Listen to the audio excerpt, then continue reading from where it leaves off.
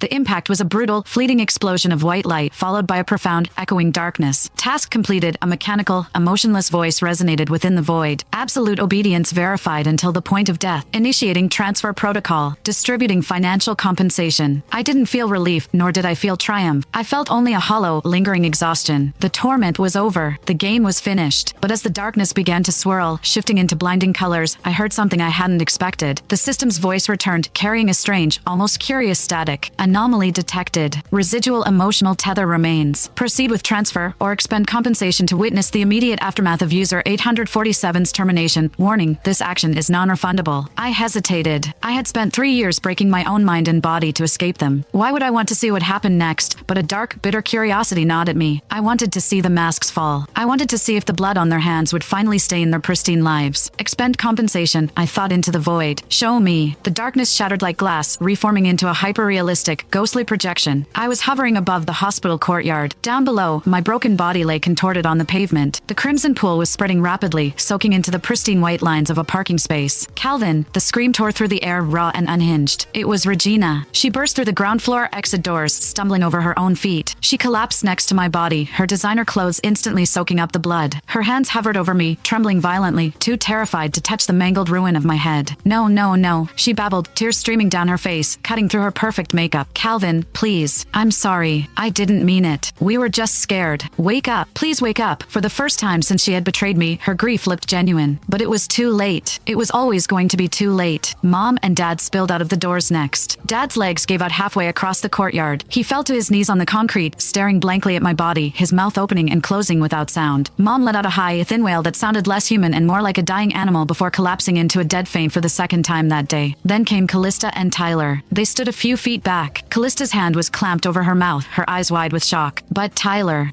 wasn't crying. His face was pale, yes, but as he looked down at my shattered corpse, a fleeting, almost imperceptible smirk tugged at the corner of his mouth. He had one. The biological son was dead. The inheritance, the family name, Regina, it was all his. Or so he thought. Step back, everyone, step back. The paramedics, who had been rushing toward the scene, finally broke through the crowd that had started to gather. They checked for a pulse out of protocol, but the grim shake of the lead paramedic's head confirmed what everyone already knew. System, I thought. Fast forward. Show me the fallout. The world blurred, spinning rapidly like a fast-forwarded film reel. Days bled into weeks. I watched my own funeral. It was a grand, hypocritical affair. My parents wept openly. Callista stood stoically, leaning on Tyler. Regina wore a black veil, refusing to speak to anyone, her eyes hollow and dark. But the real show started after the dirt was thrown on my grave. The scene shifted to the sprawling low family mansion. It was evening.